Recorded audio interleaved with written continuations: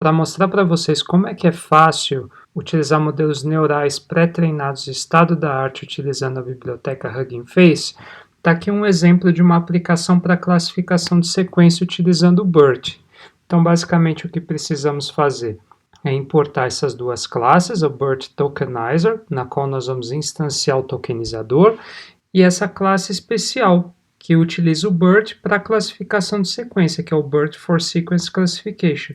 Então, aí para instanciar um tokenizador, a gente pode fazer dessa maneira aqui, BERT_Tokenizer.FromPretrained, e aqui a gente passa então o nome do modelo da versão pré-treinada do BERT que nós queremos instanciar. Da mesma forma, fazemos para o modelo, então, BERT for Sequence Classification, chamamos esse método FromPretrained para carregar o modelo pré-treinado, aqui no caso o modelo base, capitalizado. Daí então, para processar um texto, como nós fazemos? Nós primeiro tokenizamos, certo? Dando como entrada para o tokenizador.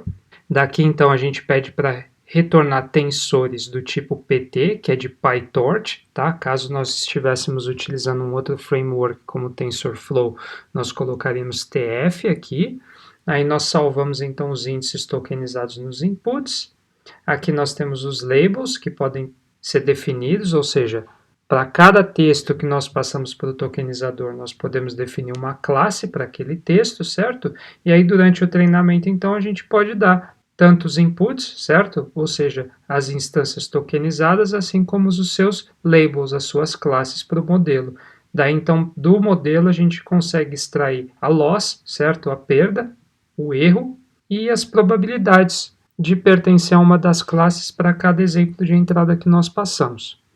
Caso nós quiséssemos utilizar um outro modelo que não fosse o BERT, é super simples, também tem as classes específicas para eles, como nesse caso para o BART, que é o modelo do Facebook. Então aqui tem o BART Tokenizer e o BART for Sequence Classification. Daí é só instanciar o tokenizador e o modelo utilizando esses métodos e passando para eles a versão do BART que nós queremos instanciar. E aí então o processo é o mesmo para tokenizar e passar a entrada junto com as classes para o modelo para durante o treinamento obter o erro, assim como a probabilidade de cada classe. Então agora vamos demonstrar no Colab como nós podemos treinar uma aplicação para classificação de sequência. Então aqui novamente nós vamos utilizar o exemplo anterior, o corpus da B2W, e nós vamos treinar então a arquitetura Bertinbal, que é a versão em português do BERT, para a tarefa de classificação da revisão de um produto, ou seja, classificar se aquela revisão é positiva, neutra ou negativa. Então vamos baixar o corpus. Depois de baixar o corpus, vamos instalar as dependências, aqui no caso a biblioteca Transformers. Baixada a biblioteca Transformers, vamos preparar o corpus então, pegar as revisões, assim como as classes daquela revisão, ou seja, se é bom, certo? Se é neutro ou se é negativo.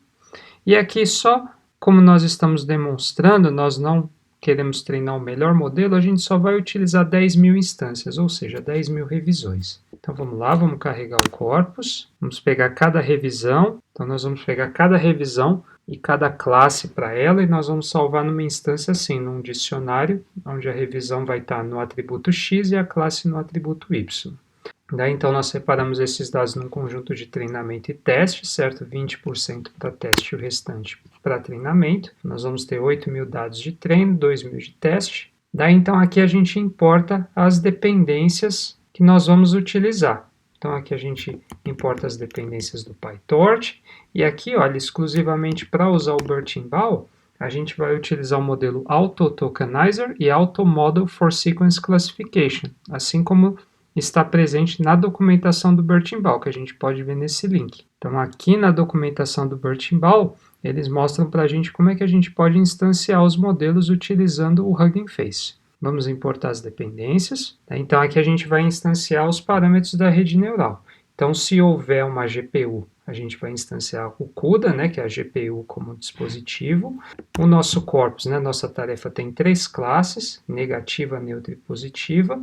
Nós vamos treinar o modelo por 5 épocas, com lotes do tamanho 8, certo? Taxa de aprendizado, no caso, para esses modelos pré-treinados, a gente usa uma taxa de aprendizado bem baixa. Então, aqui no caso, 5 casas decimais e 5. A gente vai utilizar uma métrica de early stopping de 2 épocas, ou seja, se em 2 épocas consecutivas o resultado não melhorar no conjunto de teste, a gente vai parar o treinamento. A gente vai truncar todas as sequências de tokens com no máximo 180 de tokens, ou seja, se tiver um texto tokenizado que ele tenha mais de 180 tokens, a gente vai truncar nos 180 primeiros, tá? E os melhores modelos, conforme cada época for rodando, a gente vai salvar nesse caminho aqui. Né? Então, vamos separar os dados em batches, tá? Conjunto de treinamento e conjunto de teste. Vamos inicializar um modelo aqui, como nós vimos utilizando o Auto Tokenizer e o Auto Model for Sequence Classification. Aí, então, a gente também vai utilizar um otimizador, tá? O ADAM-W, onde a gente vai colocar os parâmetros da rede neural para serem atualizados utilizando aquela taxa de aprendizado. Aqui, no caso, a gente não precisa de uma função de erro, já porque esse método ele contém uma função de erro e quando nós chamarmos com as sequências de treinamento, ele vai nos retornar o erro para aquelas sequências que nós passamos como entrada. Então, vamos instanciar aqui o modelo. Vocês vão ver que o Hugging Face automaticamente vai baixar os pesos do modelo pré-treinado, né, que somam 438 megabytes, e vai instanciar o modelo. Aqui, então, nós definimos o método de avaliação, certo? Então, para cada lote dos dados de teste, nós pegamos aqui os textos que estão armazenados no índice X e as suas classes do índice Y. Então, aí para a classificação, nós primeiro tokenizamos esses textos, tá? Pedimos para retornar os tensores da forma PyTorch, que é o framework que nós estamos utilizando. A gente utiliza um padding, que vamos supor que uma sequência de tokens é maior que a outra. Quando nós passamos para a rede neural, elas precisam ter o mesmo tamanho. Então, as sequências menores, elas precisam de um caractere de padding ao final, para que nós tenhamos uma matriz, para que todos os textos de entrada eles tenham o mesmo tamanho de sequência. Nós também truncamos as sequências, certo? De acordo com o tamanho máximo de tokens que nós admitimos, que no caso é 180. Uma vez então que os textos são tokenizados, o resultado é colocado no dispositivo que nós estamos utilizando, aqui no caso a GPU. Daí então, esses tokenizadores são dados como entrada para o modelo, sem as classes, tá? Então aqui, só o que vai ser retornado aqui no output são as probabilidades de cada instância que nós passamos como entrada assumir uma das classes, tá? Daí então a gente usa esse torch argmax para escolher qual que é a classe com maior probabilidade para cada texto que nós damos como entrada. Vamos armazenar aqui então nos labels preditos. Daí, então, a gente coloca os labels reais, certo? Gold Standard aqui nessa lista WReal. Na lista WPred, a gente coloca os valores que foram preditos pelo modelo. Daí, então, a gente usa o método fscore, tá? Para computar qual que é a medida F1 desse modelo, assim como a medida de acurácia. E a gente retorna essas duas métricas de avaliação para saber o quão bem o modelo está se saindo no conjunto de teste a cada época. Então, vou aqui rodar, e aqui então a gente vai fazer o treinamento, certo? Para cada época, então, a gente começa avaliando o modelo pré-treinado, tá? Chamando aquele método de avaliação. Daí, então, para cada lote do nosso conjunto de treinamento, a gente também pega os textos e as classes, certo? Daí, então, nós tokenizamos os textos, assim como nós fizemos anteriormente. A diferença é que aqui no treinamento, para o modelo, a gente vai passar as sequências tokenizadas, mas também as classes rotuladas, certo? A partir daí, então, aqui no output vai conter tanto os logits, né, que são as probabilidades, mas ele também vai devolver aqui para a gente o erro. E aí a gente pode usar esse erro para fazer o backpropagation, né, para propagar o erro na rede neural, ajustando os pesos a partir do otimizador. E aí, ao final de cada época, a gente avalia o modelo. Aí a gente printa aqui o F1 e a acurácia, e aqui a gente mensura se o F1 então atual ele for maior que o maior F1 que nós obtivemos durante todo o treinamento, a gente salva o modelo, a gente atualiza então o F1 máximo que nós estivemos, tá? Caso contrário, a gente incrementa essa variável repeat. Se essa variável repeat ela for igual ao early stopping, ou seja, se durante tantas épocas o modelo não apresentou melhor resultado no conjunto de teste, a gente para o treinamento aqui utilizando o comando break. Então vamos rodar. Então tá aqui, ele começa fazendo a avaliação. Então aqui está a avaliação, certo? Para a classe negativa, para a classe neutra e para a classe positiva. E aqui, né, um F-score médio de 0,51. Então, aqui vai começar o treinamento. A gente vê que o erro está baixando, certo? A gente sempre espera que o erro vai baixar.